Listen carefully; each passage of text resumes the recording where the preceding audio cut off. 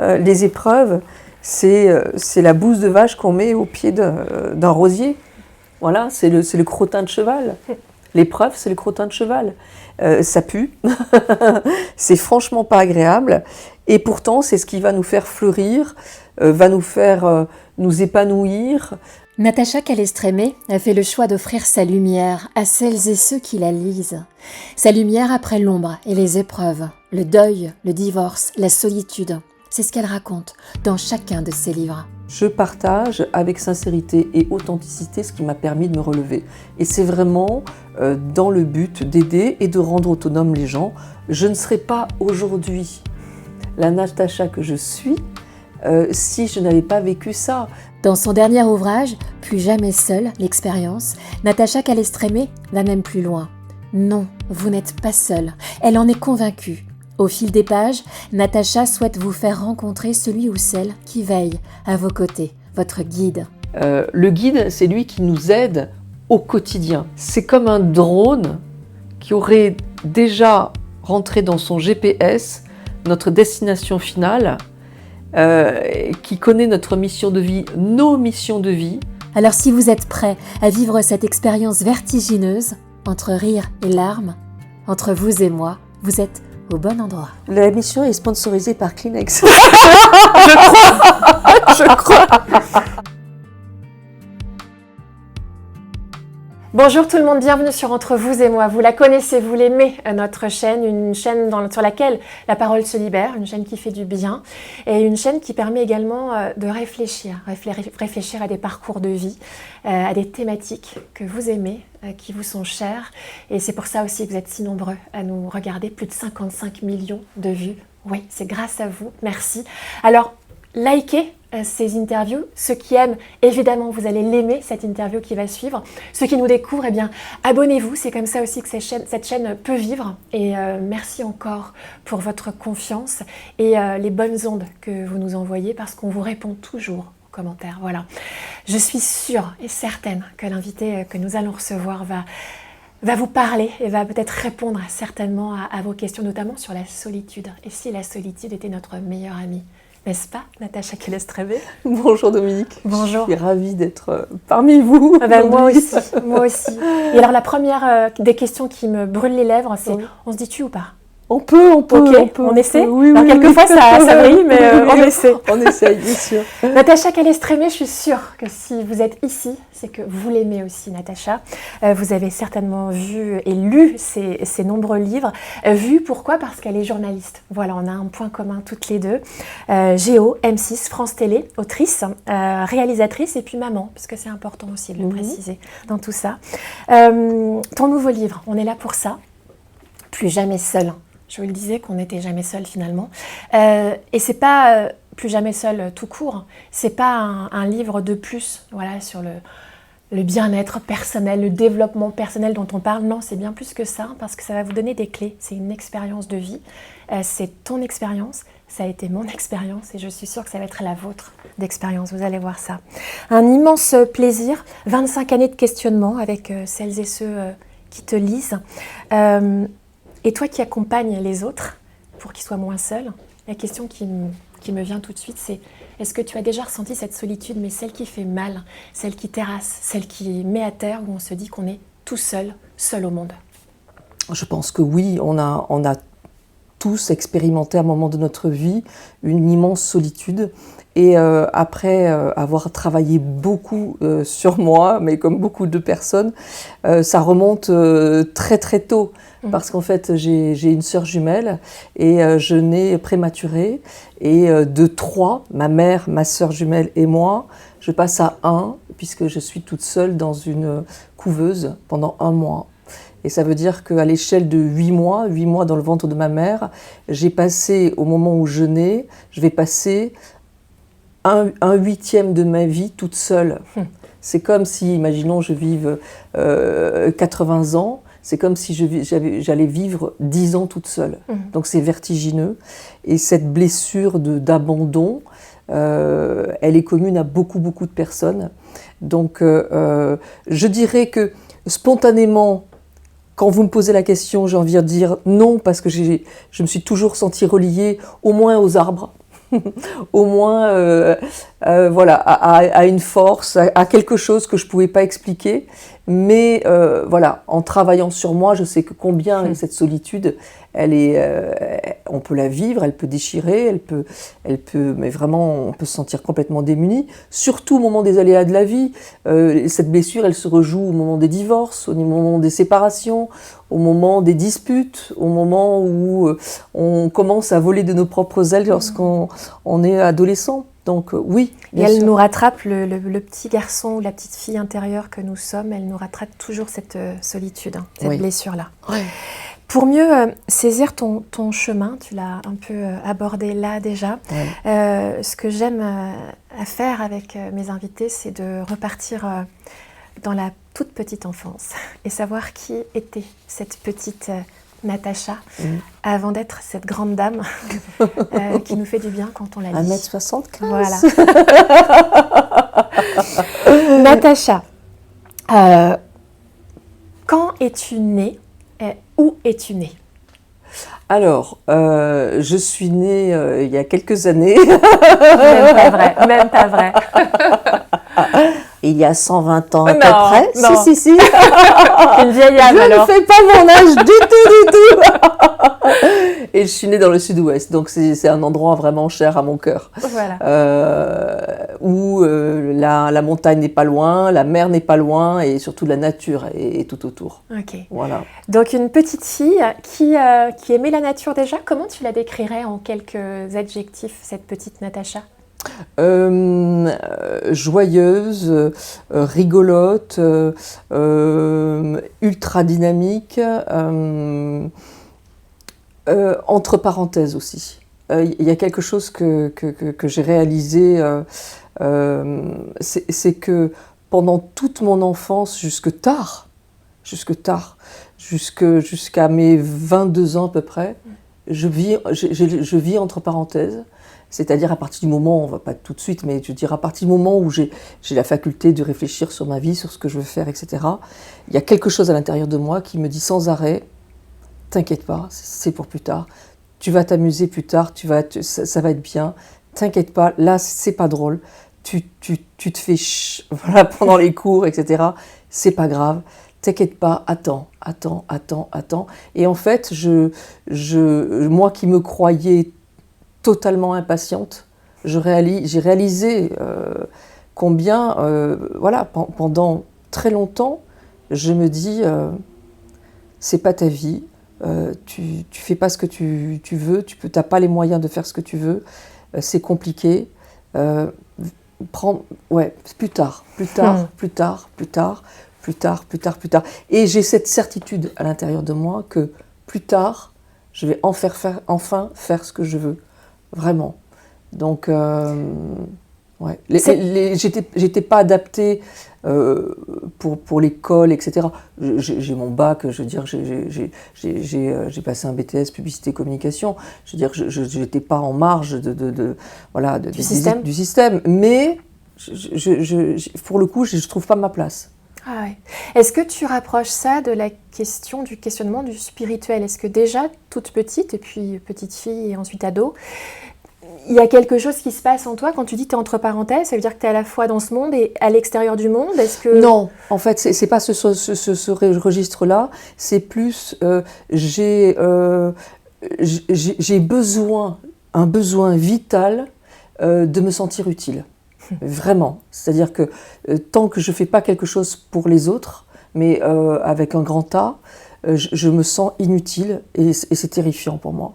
J'ai vraiment besoin d'apporter ma pierre à l'édifice. Et donc, c'est pas tant sur le plan de la spiritualité qui me perturbe un peu. Je suis cartésienne, donc la science me rassure, voilà. Mais c'est plus quand est-ce que je vais pouvoir œuvrer pour pour faire en sorte que la nature, on la préserve? Quand est-ce que je vais pouvoir œuvrer pour que les espèces sauvages, on va pouvoir les préserver? Quand est-ce que je vais mettre en valeur les initiatives de personnes qui font un travail remarquable? Voilà, j'ai dans ma chambre la vignette, la photo de Jacques-Yves Cousteau. J'ai pas de star. Pour moi, c'est vraiment le type qui a réussi à imposer des lois sur le plan international au niveau de la préservation des espaces marins. Donc voilà, c'est quand est-ce que je serai le commandant Cousteau, en fait. Ouais. Connecté à la nature, syndrome de la sauveuse aussi peut-être? Oui, tout à fait. Ouais. C'est-à-dire, je dis tout souvent, je suis un Saint-Bernard avec sa bouteille de rhum sous le coude. Et vraiment, j'ai besoin de me sentir utile. Un petit mot sur papa, maman? Alors, mon père est fou de nature. Il connaît toutes les plantes par leur nom latin. Il a en livre de chevet un dictionnaire des plantes. On joue au Scrabble tous les deux énormément. Donc c'est l'amour des mots et l'amour de la nature. Donc ça, je me retrouve complètement en lui. Et il est fonctionnaire et il travaille très très vite. Pendant 4 jours pour faire tout ce qu'il doit faire, et les 3 derniers jours, il fait du sport, il s'amuse, il m'apprend combien l'espace pour se nourrir et faire autre chose, pour être bien dans sa peau, est si important. Mais le travail pour lui, ce n'est pas un sujet, c'est un moyen de vivre, et voilà, entre guillemets, il s'emmerde, voilà. Ça, on l'a pas du tout en point commun, lui et moi. Ma mère, c'est l'énergie, boule d'énergie, petite bonne femme, énormément d'idées, elle est conteuse, donc elle a aussi cet amour de l'histoire, et voilà, une vitalité sans précédent, et ça, j'hérite aussi d'elle, donc ça, c'est fantastique. Voilà pour mes parents. Et tu as évoqué donc une bribe de ta fratrie, donc avec ta sœur décédée. Tu n'es pas donc fille unique, tu as une autre sœur aussi. Donc j'ai une sœur jumelle et j'ai une sœur qui est décédée. Ouais, voilà. Ouais, tout à fait. Famille, vous étiez très très cocon familial? Oui et non. C'est famille normale, avec des hauts et des bas, bon voilà. Donc, la petite Natacha, plutôt joyeuse, qui aime la nature, va essayer de sauver le monde peut-être en embrassant des études de journalisme aussi, donc publicité d'abord et puis journaliste. Alors, j'ai pas fait d'études de journalisme, hein. J'ai vraiment appris sur le tas. D'accord. Voilà. Ouais. Et en fait, ce qui se passe, c'est que comme je lis énormément, je suis autodidacte, des sujets me viennent auxquels les autres n'ont pas pensé.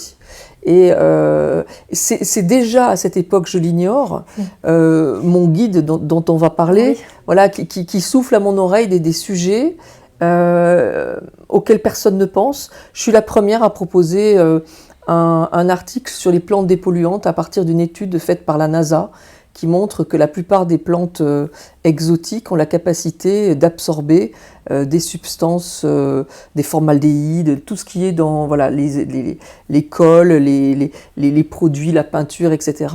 Et donc, je suis la première, il y a très très longtemps, donc 160 ans à peu près. Non, c'est 120 tout à l'heure, donc c'est pas possible. Ah non, mais j'ai un problème avec les maths, il faut que je vous dise, Dominique.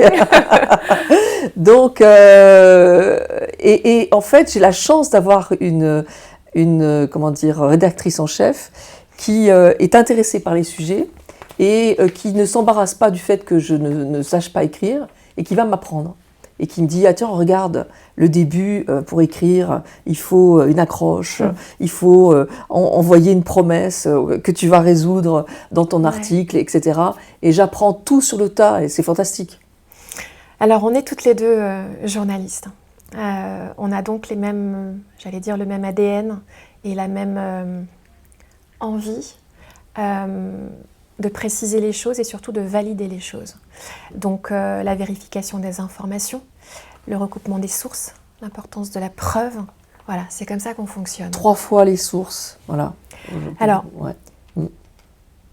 C'est génial, et en même temps, c'est très vite enfermant, en fait. On est dans des cases très vite, quand on travaille pour un média. On est souvent dans ce milieu, un milieu de sachants qui souvent donne des leçons, je trouve. Toi, tu vas petit à petit essayer de nous attirer vers ton univers, vers ta perception des choses, vers ce que ton cœur va te dire. Qu'est-ce qui t'a fait justement choisir de ce départ de journaliste, de passer du visible, vérifié, intangible, à l'invisible, ce qui n'a pas encore été validé par la science. Absolument. Cette sacro-sainte science qui, si elle n'est pas passée par là, c'est faux, on raconte n'importe quoi. Les pseudosciences, ouais, tout à fait. Alors, en fait, moi, ce qui m'anime au départ, c'est le partage. Il y a beaucoup d'écrivains ou de journalistes qui écrivent, enfin plus des écrivains qui écrivent en espérant aller mieux eux-mêmes. Moi, non. Ce qui m'aide, je le partage. Toujours cette envie d'être utile. Et donc, c'est bien en fait à mon corps défendant, voilà, ce sont les épreuves qui m'ont incité à aller vers cet invisible. Tu l'as dit au départ, moi je suis réalisatrice voilà, de films animaliers dans un premier temps pour France 3 et France 5. Ensuite, la France Télévisions préfère acheter des programmes tout faits plutôt que les produire, à l'étranger notamment, donc je m'oriente vers la science, donc je réalise des films sur l'autisme, sur les perturbateurs endocriniens, bon. Et puis, à un moment donné, les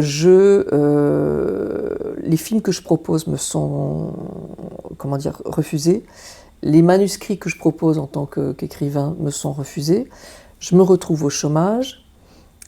Au bout d'un moment, j'ai plus d'argent. Sur le plan familial, il se passe des choses. Tu l'as compris, j'aime bien rester discrète.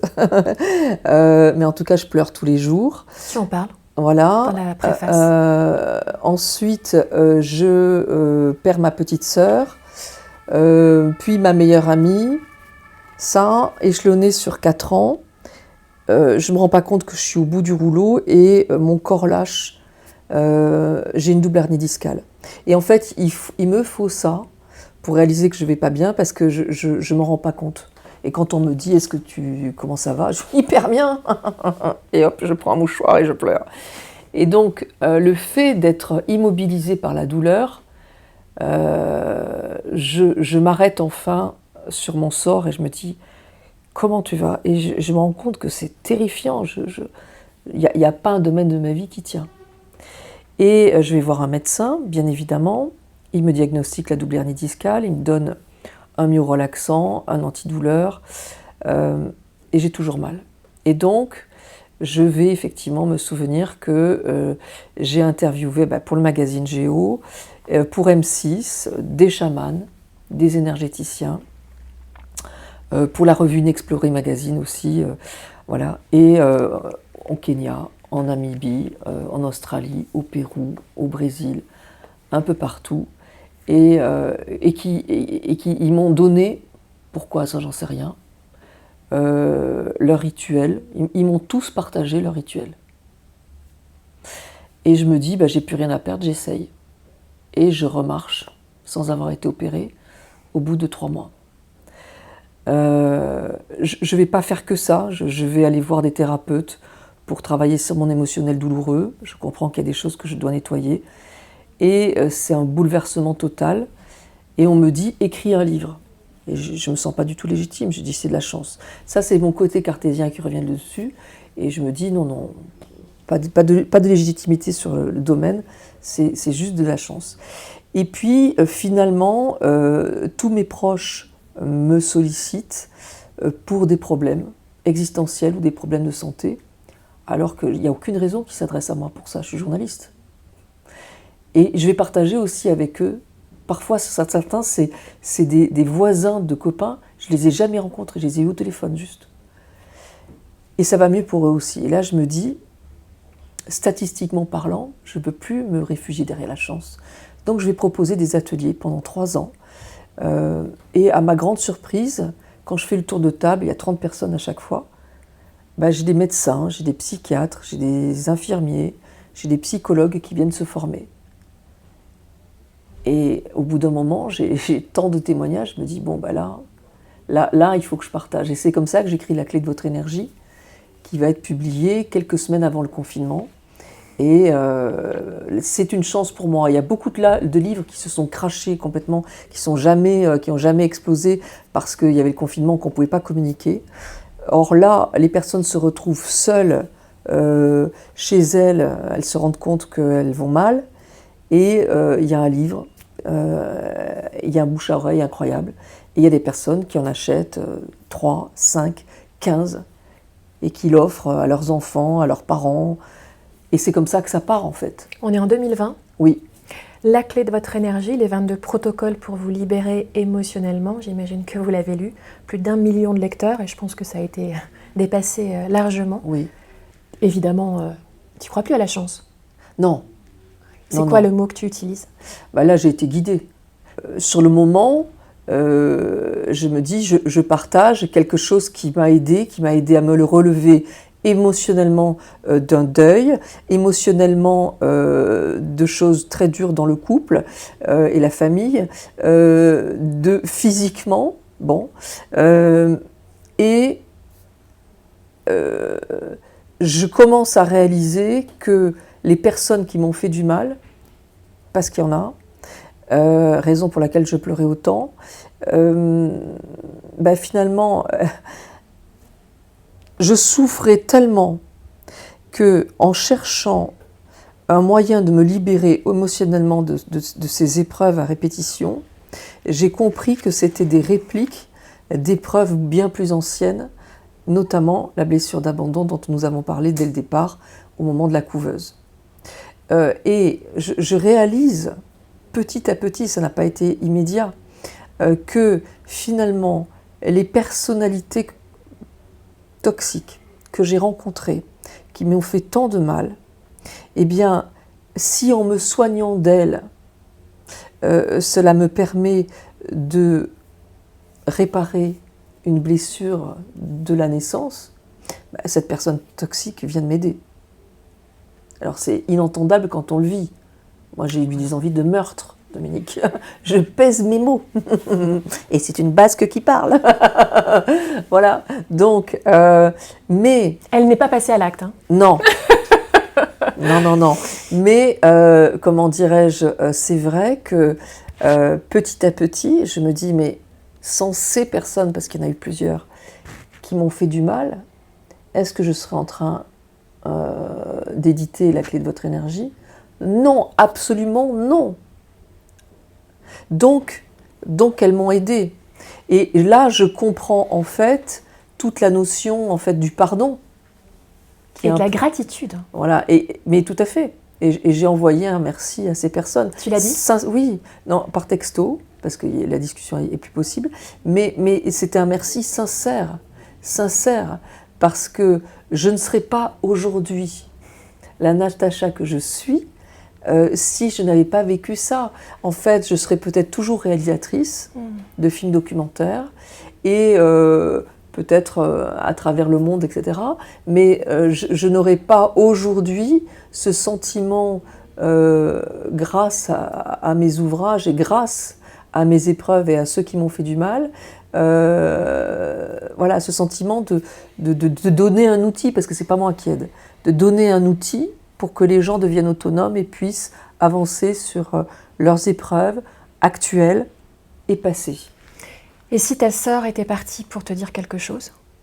Oh ce serait cette notion de pardon, bien sûr. Tu penses qu'elle a pu aussi, que sa mort est un cadeau? Moi je dis toujours comment dire, l'épreuve est un cadeau mal emballé. au moment du décès d'un proche, le cadeau, on ne le voit pas. On ne le voit pas. C'est horrible. On pense à nos parents, on pense à tout. C'est juste...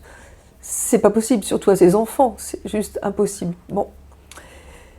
Et puis, quand on se penche sur ça, on comprend que... On ne comprend pas sur le moment. On comprend après. Combien, finalement, ça va nous faire grandir. Ça va nous faire évoluer. Moi, je dis souvent, les épreuves, c'est la bouse de vache qu'on met au pied d'un rosier.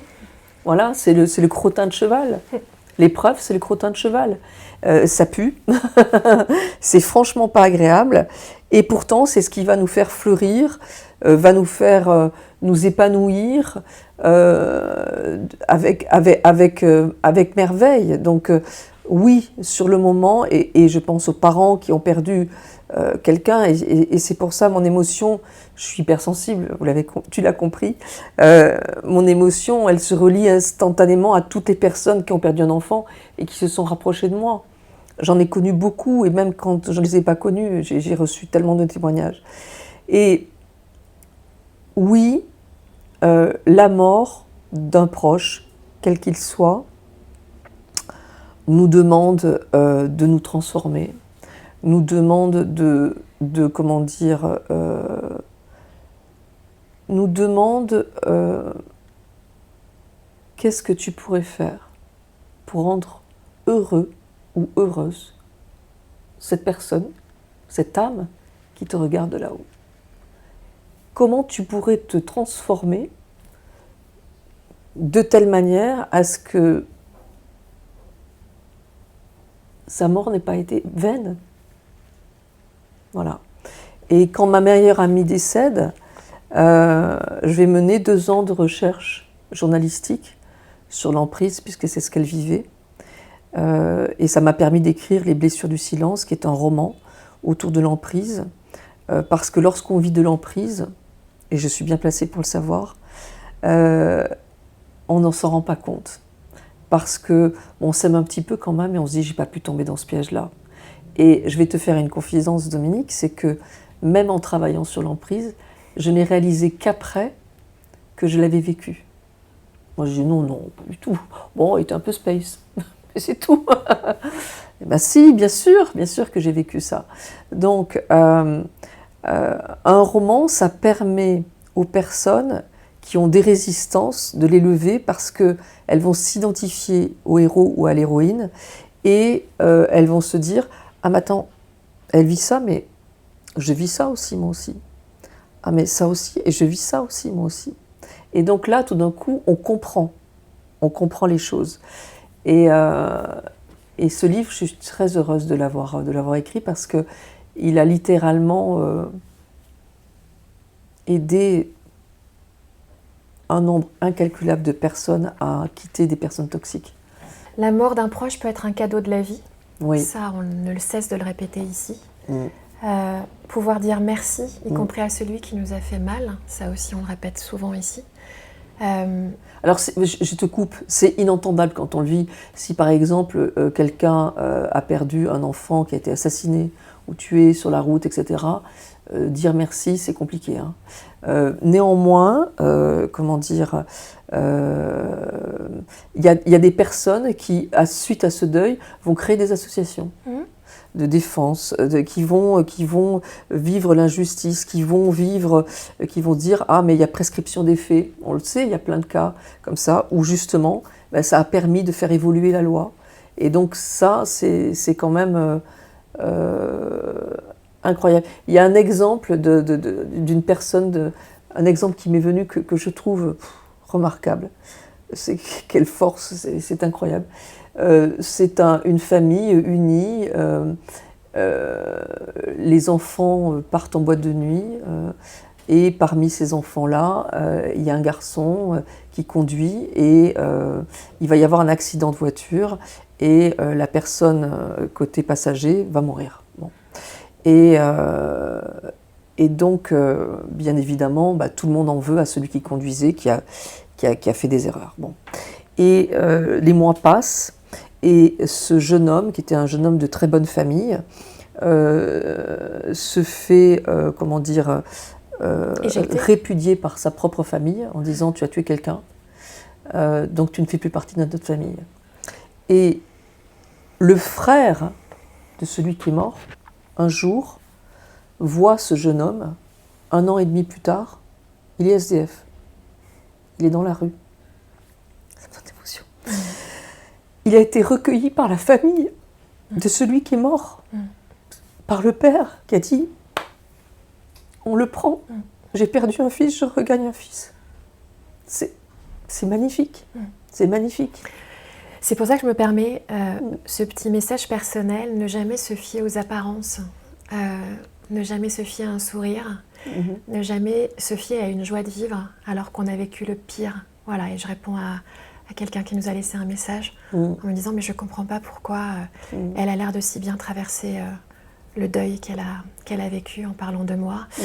C'est peut-être ce sourire-là qui fait qu'aujourd'hui je suis encore en vie et debout face à vous. Voilà. Merci Natacha de le préciser. Comment tu as... J'en suis émue. Je comprends. Comment tu as cheminé? La mission est sponsorisée par Kleenex. Je crois. Ouais, moi je prendrais bien ta petite gourde de Saint-Bernard avec du rhum aussi. Non, j'ai pas de rhum. Oh, ça serait sympa. Non, aussi. Mais quand je viens à Paris, j'oublie toujours la bouteille de rhum. Ça va pas du tout. Non, mais je comprends aussi qu'il a fallu attendre toutes ces années aussi pour qu'on se rencontre parce que ce que tu racontes et partages est un miroir. Ah, donc d'accord. c'est formidable. Okay. Ça valide plein de choses. Eh ben, génial. Voilà. Comment tu continues contre vents et marées alors qu'on peut se dire mais qu'est-ce qui lui prend à la Calestrémée avec ses trucs farfelus de 22 protocoles de chaman? Elle a pété un câble ou quoi? Comment tu te dis que toi, tu sais qu'à ce moment-là, tu es sur ton chemin et que c'est celui-ci envers et contre toi? En fait, quand j'écris, je ne réfléchis pas à ce que ça va donner, je ne réfléchis pas à la réaction des gens, je ne réfléchis pas aux éventuels coups que je vais prendre. Je partage avec sincérité et authenticité ce qui m'a permis de me relever. Et c'est vraiment dans le but d'aider et de rendre autonomes les gens. On le dit, on le redit, on va voir un médecin, c'est pas négociable, mais pour éviter que les choses ne deviennent chroniques, pour comprendre le sens de nos épreuves, du deuil, d'un burn-out, d'une emprise, etc., eh ben, il y a des outils, il y en a plein. Moi, je fais partie de l'équation à mon petit niveau. Chacun va trouver matière à ce qui lui parle. Bon. Mais c'est des foutaises, tout ça. Qu'est-ce que tu vas aller voir des chamans, etc. En quoi c'est vrai en plus d'ailleurs. Eh ben, voilà. En fait, ce qu'on entend. Je dirais que on a le droit de considérer que ce sont des foutaises. On a le droit de dire que c'est du grand n'importe quoi et que scientifiquement c'est pas validé. Néanmoins, il y a un terme qui s'appelle l'ultra-crépidarianisme qui consiste à finalement donner un avis sur quelque chose sans rien savoir dessus. Il y a beaucoup de gens comme ça. Et la plupart des gens qui sont critiques ne se sont pas donné la peine et de s'intéresser au sujet et d'interviewer les personnes pour qui ça a marché, de tester pour elles-mêmes. Donc en fait, on parle de quelque chose à partir de pseudo-croyances. Et ces personnes qui critiquent, finalement, envahies par la science dont ils se prévalent. Qui rassure. Hein. Voilà, qui rassure, mais finalement, tombent dans une croyance qu'elle peut tout expliquer et qu'il n'y a rien d'autre à côté. Donc finalement, dire à quelqu'un comme moi, vous êtes dans la croyance, dans n'importe quoi, c'est faire omission de leur propre croyance que la science peut tout expliquer. Moi, j'aime à dire qu'il y a des choses qu'on n'explique pas, et tant mieux, que ça fait partie de la magie de la vie, et que néanmoins, j'explique dans mes ouvrages, le plus souvent possible, que certaines expériences scientifiques permettent de comprendre pourquoi mes 22 protocoles fonctionnent. Je m'explique. Les protocoles, ce sont quoi? Finalement, ce sont des rituels que l'on dit avec une belle intention, à voix haute, Et pourquoi ça marche? Eh bien, il y a des travaux de Giacomo Rizzolatti, qui était un chercheur de l'université de Parme, qui a réussi à montrer que nos neurones miroirs ne font pas la différence entre quelque chose de vécu et quelque chose d'imaginé comme étant réel. Exemple. J'ai pris avant de partir une petite boule de polystyrène. Je savais qu'il fallait que tu la prennes. Voilà. Et je te la donne, Dominique. Merci. Tiens, prends-la. Ah ouais. Elle fait une petite taille de boule de ping-pong, d'accord? Ok, tu la vois? Ok. Voilà. Elle a ces petits trucs de polystyrène à l'intérieur. Tu ouvres la bouche et tu la places entre tes dents et tu serres fort les dents sur la boule de polystyrène. Est-ce que tu as envie de serrer les dents sur Pas du tout. Bon. Est-ce que la boule est à l'intérieur de la bouche? Dans ma tête, ouais. Voilà. Il y a des gens qui me disent, moi je peux pas, j'ai froid. Ah. Bon. Donc, on crache la boule. La boule, elle n'y est pas. On vient de vérifier que finalement, cette sensation vraiment de froid, de crispation, on l'a eue alors qu'il n'y a pas la boule polystyrène entre nos dents. Donc, notre cerveau, il ne fait pas la différence entre quelque chose de vécu et quelque chose d'imaginé comme étant réel. Et donc, en disant des phrases à haute voix, avec une belle intention, avec le même principe de visualisation, le corps l'intègre comme une réalité. Et donc, c'est pour ça que ça marche. Une intention. Voilà. Tous les effets placebo fonctionnent là-dessus. Comment s'appelle-t-il? Il est sur le front italien, 1944. Henri Beecher, ça y est. Bon, il n'a plus de morphine. Et il y a autour de lui des soldats qui sont amputés pour la plupart. Bon. Il a l'idée de leur injecter une solution saline, donc sans effet thérapeutique, de l'eau et du sel, en leur disant c'est une dose très importante de morphine que je vais vous injecter. La plupart des soldats arrêtent de crier.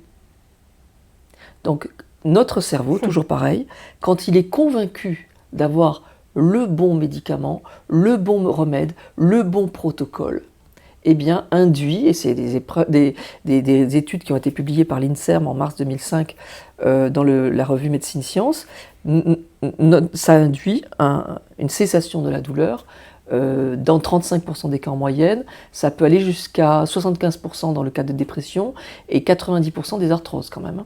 Donc, avec ce principe de visualisation, en disant les choses, notre corps l'intègre comme une réalité. Donc moi, aux personnes qui disent c'est du grand n'importe quoi, j'ai envie de dire, avez-vous essayé? Avez-vous tenté? Faites-vous les choses? Vous allez vous rendre compte que ça peut fonctionner et que, ce n'est pas parce qu'il n'y a pas d'études à proprement parler sur les protocoles que ça ne fonctionne pas. Tentons, essayons. C'est ce que tu nous demandes aussi de faire dans ce livre qui vient de sortir, Plus jamais seul. Mais c'est pas juste le titre Plus jamais seul qui est intéressant, c'est le sous-titre qui s'appelle L'expérience, que tu as soufflé d'ailleurs Mathieu Johan, qui est ton ami et qui est ton attaché de presse. Absolument. Vous a permis. C'est vrai, il m'a dit il faut qu'il y ait le mot expérience dedans. Cette rencontre. Parce que l'expérience, ça n'est pas ton expérience. Ouais. Ça peut être mon expérience, et pour le coup, je l'ai fait, j'ai ramené le bouquin. D'accord. Et ce sera, j'espère, votre expérience. C'est de savoir, finalement, si cette solitude qu'on expérimente tous, et qui, à mon avis, est utile aussi, de se retrouver avec soi. Mais c'est peut-être d'ouvrir les yeux sur ce monde dans lequel on a l'impression d'être seul, et si finalement on n'était pas. Et si finalement la vie nous permettait d'avoir des aides, des anges, des guides, peu importe le mot que vous mettez dessus. Exactement. Et c'est ça, ce livre. Oui, c'est vrai que j'étais confrontée au divorce et c'est ça qui m'a remis un petit peu face à la solitude. Moi, j'aime beaucoup être seule. Hein. J'adore être seule, j'adore être en société, j'adore être en communauté, j'adore rigoler. Donc, mais les moments de solitude, ils sont ultra important pour moi, et c'est le moment où je me ressource, etc. Donc je ne vis pas la solitude comme quelque chose de dur. Par contre, moi qui ai une sœur jumelle, j'ai très très longtemps cru que même malgré cette relation très proche avec ma sœur, j'étais seule au moment des grandes décisions. Est-ce que tu veux faire tel métier plutôt que tel autre? On peut me dire ce qu'on veut, mes parents, ma sœur, mes sœurs, mes amis, mon compagnon de vie, etc. La décision, c'est moi qui devais la prendre seule. Bon. Et donc, j'ai longtemps considéré que j'étais seule. Et c'est en tant que journaliste, assez vite, lorsque je demandais un peu à l'univers, merci de me donner, de mettre sur mon chemin le sujet, le thème, les personnes qui vont m'aider à écrire un article qui intéressera les gens, etc. Que chaque fois, je tombais toujours juste. Je m'intéresse à la mortalité des abeilles. Il y a une mortalité des abeilles sans précédent qui arrive 11 mois plus tard. Je m'intéresse à l'autisme. Ça devient grande cause nationale quelques mois suivants. Je m'intéresse à l'emprise. Et l'affaire Weinstein sort juste après. Enfin, à chaque fois, je suis dans le game. Alors on va te dire, c'est l'intuition. Oui. Sauf que l'intuition, c'est bien joli, mais quand on ne connaît rien au sujet, l'intuition, et puis que ça dure depuis 30 ans, bon, ça peut pas tout expliquer. Et moi, très vite, je me dis, ça ne vient pas de moi. Je connais rien à ces sujets, ça ne vient pas de moi. Donc je prends l'habitude de remercier une force.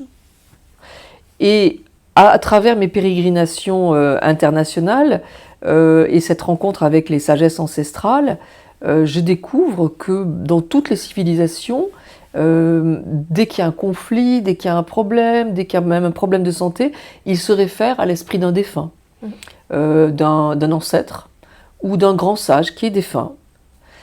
Et en rentrant en France, une amie médium me dit c'est le guide. Je dis, le guide, qui c'est le guide du retard ou qu'est-ce que c'est? Oui, voilà, c'est ça.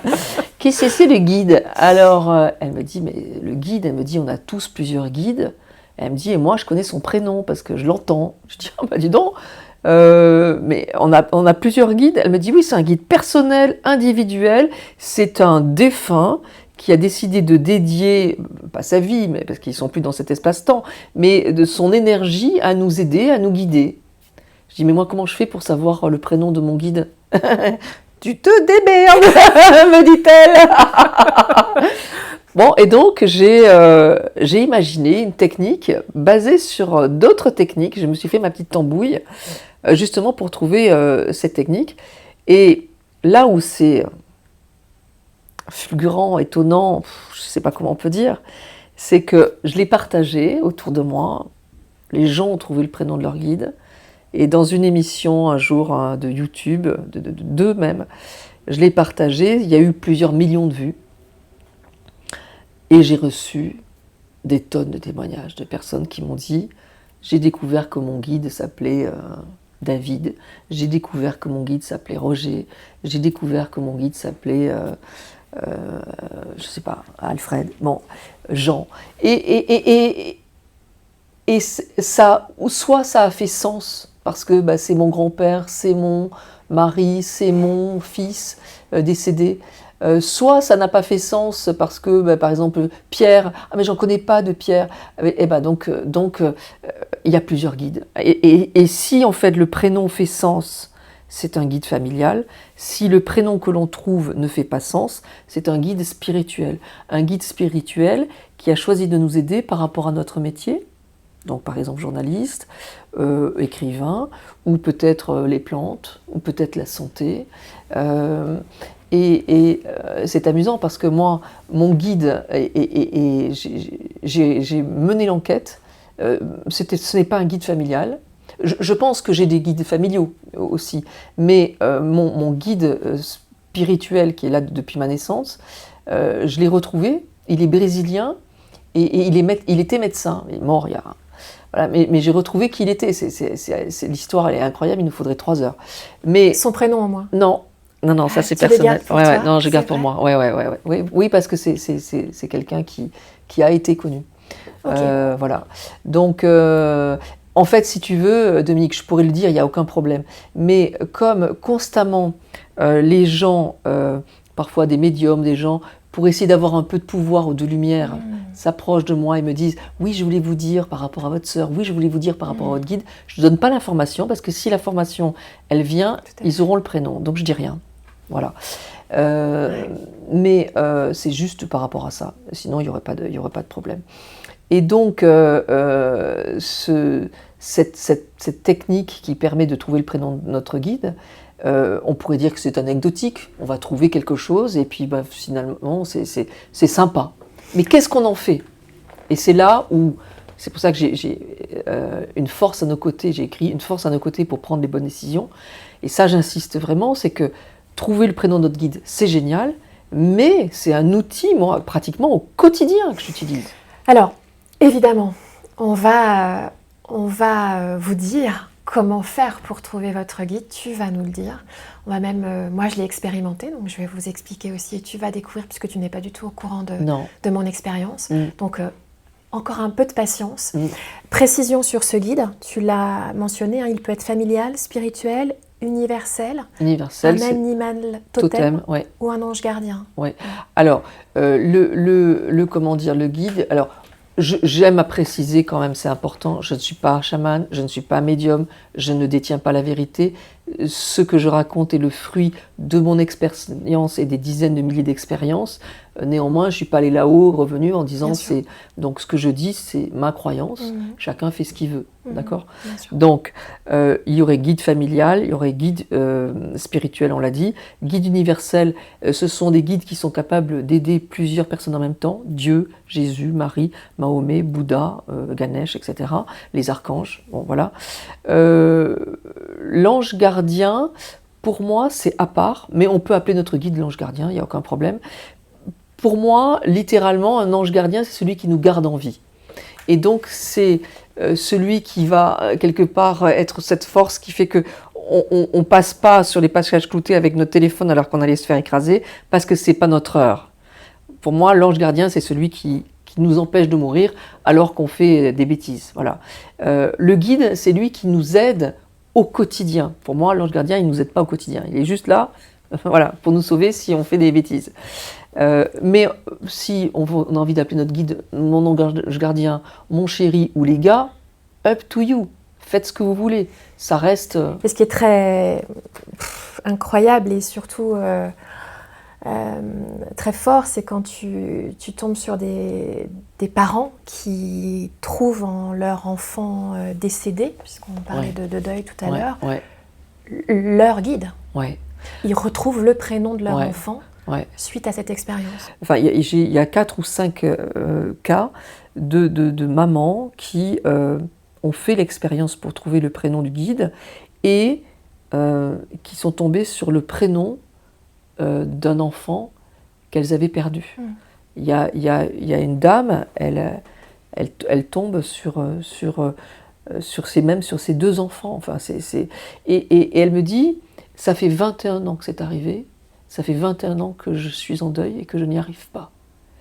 Et c'est elle d'ailleurs elle témoigne à la fin, là, elle dit « Cette expérience a réellement changé ma vie, elle a diminué ma peine et mon chagrin en les changeant en joie et en compréhension. » On parlait de deuil, Dominique, tout à l'heure. Tu te rends compte que le deuil de ces 2 enfants, ces 2 jumeaux qu'elle a perdus, cette dame, elle les transforme en joie et en compréhension. Ça vaut quand même la peine de souligner que c'est précieux. Je ne sais pas si vous vous souvenez, quand je vous ai dit au préambule que c'est un endroit ici où l'on veut sortir des cases, libérer la parole, mais aussi vous faire du bien. C'est vraiment ça. C'est-à-dire que quand on t'écoute, on va se dire « Ah, c'est super !» On va avoir la potion magique qui va faire que, hop, on va sortir de notre peine, de notre deuil. Non. Et c'est là où c'est intéressant, c'est que vous me croyez ou pas, vous nous croyez ou pas, c'est que comprendre les notions d'invisible, ça apaise, ça donne du sens à ce qui n'en a pas, et ça donne du sens à la mort. Oui. Alors qu'on a l'impression que la mort est là pour nous foutre en l'air, y compris se foutre en l'air, mais non. En fait, elle vous fait comprendre combien la vie est incroyablement précieuse et qu'il faut vivre encore plus fort pour ceux qui n'ont pas pu la vivre, cette vie. Complètement. Et puis, tu vois, je rebondis sur ce que tu dis. Parfois, certaines épreuves, même très très dures, sont le moyen que la vie, que l'univers, que Dieu, comme on veut, nous impose pour justement se relier à l'invisible et à ces forces impalpables, parce que c'est le chemin de notre vie, parce que c'est le chemin de notre âme, et que notre âme, en s'incarnant au début, a fait le choix de peut-être sortir de la sacro-sainte matière palpable, et de se dire que dans la vie, il y a autre chose, que c'est pas forcément visible, l'amour est invisible, et qu'il existe, voilà, des choses étonnantes qui nous relient à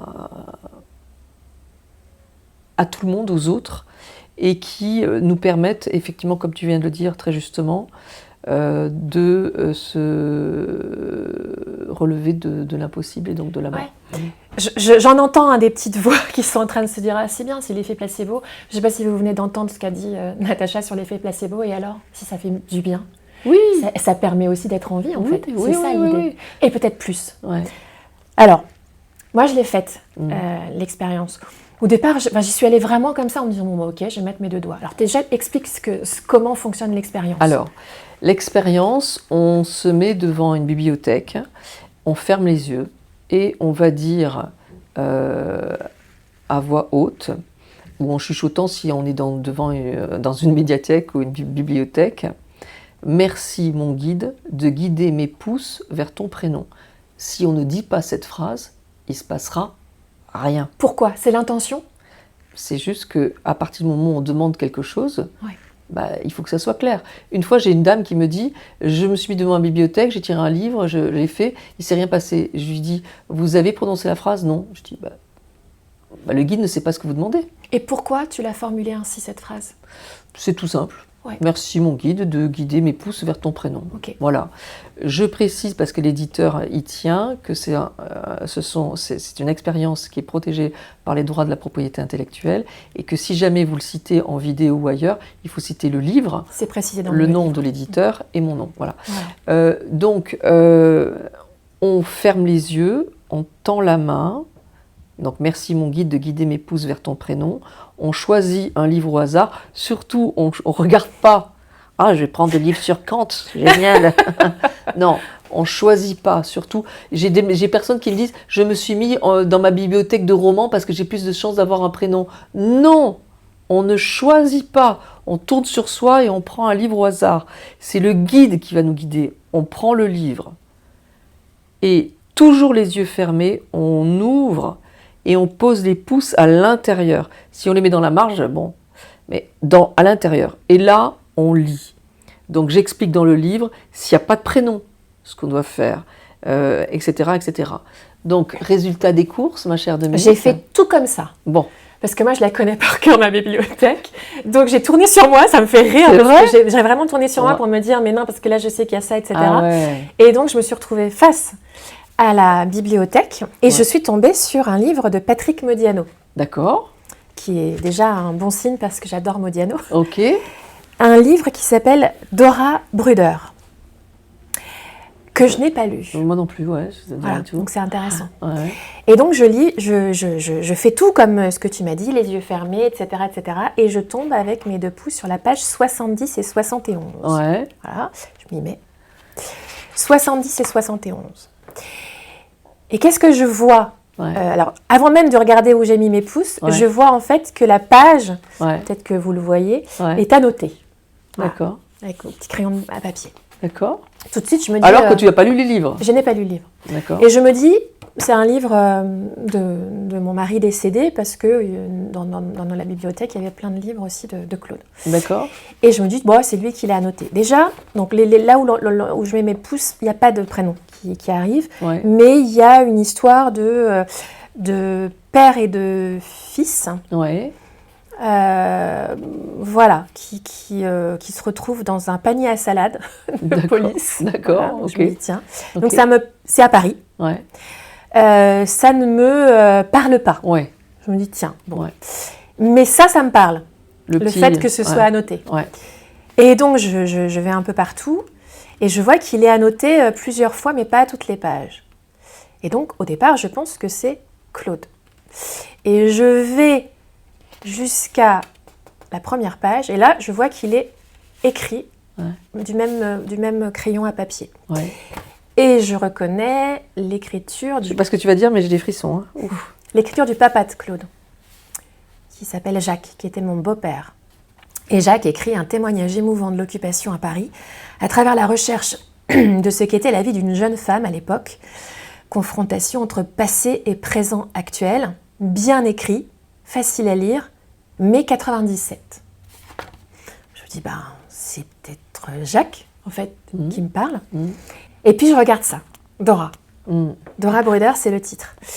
Et donc je ne connaissais pas. Donc j'ai fait ma petite enquête et c'est ça qui est intéressant. C'est ne vous attendez pas justement à avoir quelque chose de livré, emballé. Peut-être que votre guide est en train de vous dire, tu crois quand même pas que je vais faire tout le travail. Il prend les outils qu'il a à sa disposition. Voilà. Ouais. C'était quelle page, tu m'as dit? Des idées reçues, 70 et 71. Moi, spontanément, il y a quelque chose qui m'embarque vers ton beau-père, qui serait donc ton guide spirituel, parce que comme vous n'avez pas le même sens, c'est pas guide familial. Donc ton guide spirituel. Et moi, je te dis ça, mais peut-être ça n'a pas de valeur. L'important, c'est de faire ce que je précise à l'alinéa 7, c'est-à-dire comment faire pour vérifier si c'est Jacques, Claude ou Dora. Et donc on refait l'expérience, non pas avec la même phrase, mais voilà, merci mon guide de me dire sous mon pouce si tu es Claude, si tu es Jacques. Ouais. Tu vois ? Et comme ça, on peut confronter nos recherches. Voilà. Et en faisant cet exercice... Sur un autre livre. Sur bibliothèque, pareil, on ne choisit pas. De la même technique. Voilà. Et comment dire... Tiens, peut-être... on peut faire juste peut-être avec ce livre pour voir. Tu fermes les yeux et tu vas dire « Merci mon guide de m'indiquer si mon guide est Jacques ». Merci mon guide de m'indiquer avec mes deux doigts si mon guide est Jacques. Voilà. Voilà. On n'attend pas un oui ou un non, mais symboliquement. Alors qu'est-ce que tu... Il est annoté déjà. D'accord, ok. Donc qu'est-ce qu'il y a sous tes pouces? Et cela me semblait d'autant plus injuste que j'avais commencé un livre, mon premier livre. J'avais commencé un livre. Qui est-ce qui parle sur le début du... Le livre, qui est-ce qui commence à écrire sur le livre? Jacques. C'est Jacques. Donc pour moi, c'est une confirmation.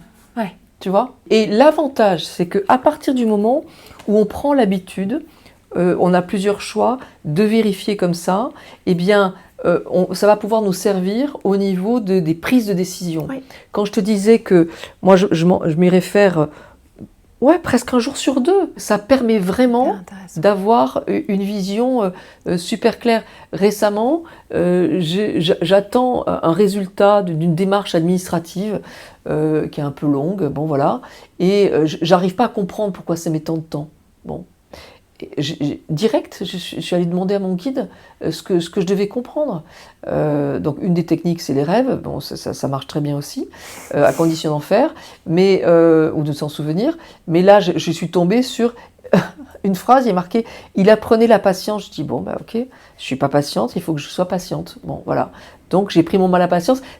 D'un coup, d'un seul, ça permet de relativiser. Interpréter les rêves, oh là là, ô combien intéressant, puisque vous avez pu découvrir sur Entre vous et moi une très belle interview d'une interprète de rêve. Et ça corrobore tellement ce que tu expliques là. De toute manière, là, moi, ça fait quelques jours que j'ai fait ce test-là. Oui. Et je vais le mettre à contribution, mon guide, parce qu'il faut qu'il bosse un peu là. Voilà. Donc je vais essayer et je te ferai des retours. Avec plaisir. Évidemment. Voilà. Et ce qui est assez génial, c'est que même si le prénom, par exemple, moi, imaginons que Jacques, ça nous ait rien dit du tout, que c'est, voilà, eh ben, le fait de demander, de lui parler directement, de lui dire, il y a quelque chose de la relation qui se met en place, et c'est fantastique. Et c'est le titre, Plus jamais seul. Ouais, voilà. Ouais. On n'est pas seul. Non. Et tu vois, il y a un truc, je vais prendre un autre exemple, sur, par exemple, des personnes âgées, tu vois, qui sont démunies, la solitude, tu vois, qui sont en EHPAD, tu vois, que personne ne vient les voir. Offrez-leur leur livre, parce que si jamais elles trouvent un guide, bon, j'ai une dame comme ça qui a trouvé le prénom de sa grand-mère. Elle m'a dit, je me sens protégée. 86 ans, démunie, elle vit des choses pas drôles. Et là, elle m'envoie un petit message, l'autre fois, elle me dit, maintenant, tous les soirs, avant de m'endormir, je prie ma grand-mère, chérie, qui me défendait quand j'étais petite. Et en fait, sa vie au quotidien est impactée complètement par le fait qu'elle peut se relier à une personne qui a décidé de prendre soin d'elle. C'est un allié pour la vie. C'est pas juste une expérience, c'est un allié pour la vie. Donc c'est vrai que c'est merveilleux, et pour les personnes âgées, ça peut être un beau cadeau. Pour nos enfants qui sont, à cause de l'intelligence artificielle et puis cette vie qui est un peu étrange, définitivement seuls, savoir, voilà, qu'on peut se relier à une force invisible à nos côtés, waouh! Est-ce que tu te rends compte qu'il a fallu que tu morfles autant? Ouais. Oui. Jusqu'à récemment, puisque tu le cites dans ta préface, jusqu'à te retrouver seule, en te disant tu n'as pas besoin d'un homme pour valider qui tu es, ce que tu vaux. Est-ce que tu comprends finalement que tant qu'on n'a pas touché du doigt la douleur extrême de la solitude, on ne peut pas comprendre qui l'on est et la richesse de ce qu'on a à l'intérieur de soi. Oui, ou si ce qui arrive, c'est très rare. Mais c'est vrai qu'il y a toujours cette réticence, mais qui était en moi. Honnêtement, jamais moi je vais vers ce domaine-là, ces domaines-là, s'il ne m'est pas arrivé tout ce qui m'est arrivé. Donc je te rejoins à 100%. Il te fallait la validation aussi de quelqu'un, j'imagine. Souvent, quand tu avançais, tu ne te faisais pas confiance. La validation de ta meilleure amie. La validation de ton ex-mari. Est-ce que c'est ça aussi? Je leur demandais leur avis, évidemment. Mais ils comptaient plus que le tien. Parfois, bien sûr. Donc ça m'a permis de me relier à ma puissance de femme ou à une puissance d'homme pour les hommes, bien sûr. C'est important. Ça m'a permis ça. C'est vrai que ce livre-là, je l'ai finalement écrit au bon moment. Je suis plus légitime maintenant que je suis seule qu'au moment où j'étais 22 ans en couple avec cet homme qui est un homme merveilleux. Voilà. Et comment dirais-je, j'ai des personnes qui, effectivement, je me souviens d'une maman qui me dit j'offre vos livres à ma fille, qui m'envoie bouler en disant maman, arrête, franchement, avec tes trucs là à la con. J'ai les mêmes à la maison. Bon. Un jour, ils comprendront. et puis, elle me dit 1 an et demi passe et gros chagrin d'amour, énorme chagrin d'amour de sa fille. Et sa meilleure amie lui dit « Est-ce que tu as la clé de votre énergie ?» Elle me dit « Je vois ma fille qui arrive et les sourcils froncés en disant « Maman, la clé de votre énergie, tu l'as toujours ?» Elle me dit « J'ai rien dit. Oui, ma chérie.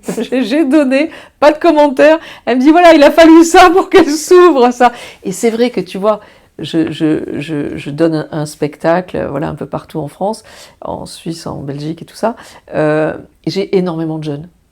Parce que c'est les mamans ou les papas, parfois, qui ont offert mes ouvrages. Et c'est beau, parce que s'intéresser à soi, à comment dire, à guérir nos blessures à 20, 22, 23, 24 ans. Quel temps gagné? Moi, j'aurais bien aimé, moi. Moi aussi, ouais. Ah ouais, ils ont une longueur d'avance. Je me dis, purée, mais j'étais déjà vieille quand j'ai commencé. Tu évoques voilà, ton spectacle, c'est marrant, la scène, ton besoin de lien. Voilà, on est raccord. Est-ce que justement, ta mission de vie aujourd'hui, c'est d'écrire pour les autres, mais d'avoir ce besoin vital, indispensable avec l'autre. Plus jamais seul, c'est aussi de pouvoir transmettre et recevoir. Oui, tout à fait. Oui, recevoir, et je reçois beaucoup d'amour. Et c'est avant tout l'envie de partager ce qui m'a aidé sous toutes ses formes. Donc, il y a eu les documentaires, il y a eu les livres, il y a eu les conférences, et maintenant il y a le spectacle. Et prochainement, je l'espère, il y aura la fiction. Tu vois, c'est mon envie de partager voilà, des choses qui ne s'expliquent pas scientifiquement, mais avec un regard quand même cartésien, d'aborder ces sujets-là qui peuvent faire du bien. Comme tu l'as dit très justement, c'est pas une baguette magique, et j'y tiens. C'est un travail sur soi. Parfois, il faut mettre les mains dans le cambouis. C'est pas évident. Se regarder en face. Voilà, mais c'est toujours porteur. Et j'ai parfois des gens qui me disent « Waouh, j'ai fait des rituels, des protocoles, nanana, ça a marché, mais il y a des choses qui sont revenues, etc. » J'ai dit « Mais vous arrêtez pas en si bon chemin. Continuez. » Donc tu aides beaucoup de personnes.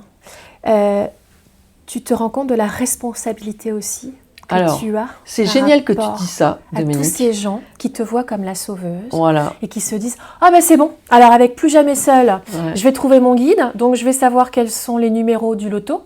Et puis avec les 22 protocoles, eh ben, c'est bon, j'ai plus besoin de prendre mes antidépresseurs parce que c'est bon, Natacha va me soigner. » Alors, moi je fais rien. Déjà, tu vois, il y a beaucoup de gens qui viennent me voir, me disent même plus bonjour, ils me disent merci, tu vois, c'est le premier mot. Et je leur dis, merci, merci à votre merci, mais moi j'ai mis à disposition des livres pour rendre autonomes les gens, mais le travail qu'il a fait, c'est vous. Je ne vous ai pas forcé à acheter le livre, je ne vous ai pas forcé à le lire, je ne vous ai pas forcé à faire les rituels, je ne vous ai pas forcé à chercher sur le plan transgénérationnel les épreuves de votre famille, qui ont été vécues avant vous.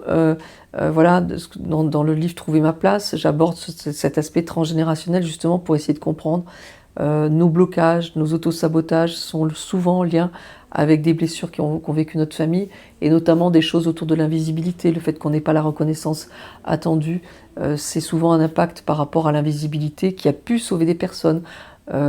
Voilà, une personne qui a vécu un viol, être invisible, c'est avoir la paix. Une personne qui a vécu l'autorité, être invisible, c'est être plus tranquille. Une personne qui a fait la guerre, être invisible, c'est vivre, etc., etc. Et donc, je propose, voilà, notamment dans Trouver ma place, des moyens de comprendre d'où viennent nos blocages, nos autosabotages par rapport aux finances, par rapport à l'amour, par rapport à plein de sujets, en fonction des épreuves qu'ont vécues notre famille. C'est eux qui font les choses, c'est pas moi. Et c'est leur responsabilité. Et moi, j'ai mis à disposition, et c'est ma seule contribution. Et donc je passe mon temps à dire, c'est adorable, mais c'est grâce à vous. Et remerciez-vous, vous. Parce que c'est vous qui avez fait le taf. Si tu devais résumer en une phrase ce que signifie Plus jamais seul. Le moyen de demander conseil à notre allié pour la vie. C'est tellement précieux de savoir qu'il y a quelqu'un qui a de la hauteur. Je donne une image à un moment donné. C'est comme un drone qui aurait déjà rentré dans son GPS notre destination finale, qui connaît notre mission de vie, nos missions de vie. Nos missions de vie, c'est pas forcément guérir la planète, nanana, c'est peut être guérir d'une blessure, se relever d'un deuil, connaître à nouveau l'amour. Tout ça, ça peut être nos missions de vie. Ça peut être se relever du deuil d'un enfant, ça peut être oser changer de métier. Donc notre guide, il a ce GPS de ce que notre âme espère. C'était le guide qui passait là. Voilà, la guérison dans le son. Voilà, notre guide, il sait les missions que notre âme s'est fixées au moment de s'incarner. Et donc, il nous guide et il nous encourage. Un mot, ton mot préféré? Amour. Celui que tu détestes? Petit. La petitesse. Ouais.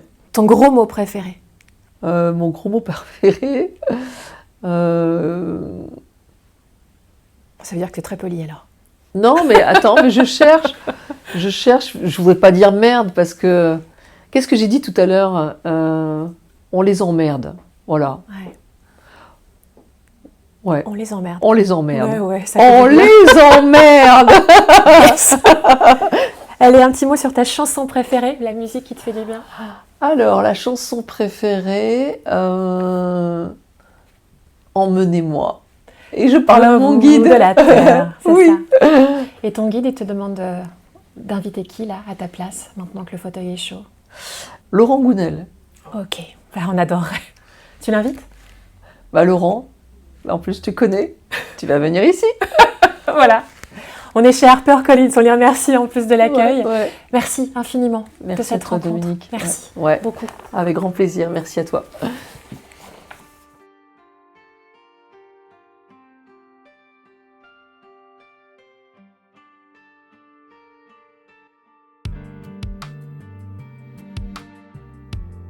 Nous espérons que vous aussi, vous allez trouver votre guide. Et n'oubliez pas que sur Entre vous et moi, vous ne serez jamais seul. Nous savons que chaque témoignage résonne toujours pour quelqu'un, quelque part. Merci de vous abonner, merci pour vos likes, vos messages et vos nombreux partages. Et merci de nous laisser un don pour soutenir votre chaîne dans le lien en description sous cette vidéo.